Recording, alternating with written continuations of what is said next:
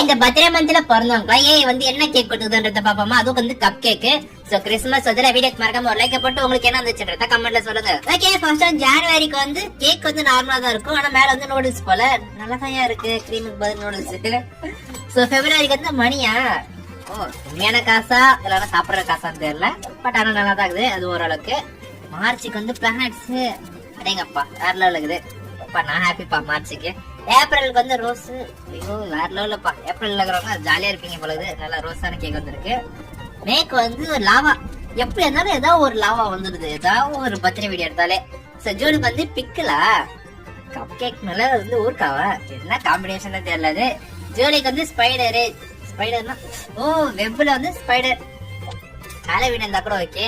ஆகஸ்டுக்கு இது okay. Serial lights. கிறிஸ்மஸ்க்கு அந்த கிறிஸ்மஸ் ட்ரீல லைட் வைக்கிறது கரெக்டா இருக்கும். கிறிஸ்மஸ் கேக்னா அதான் கரெக்டா சொல்லுவேன்.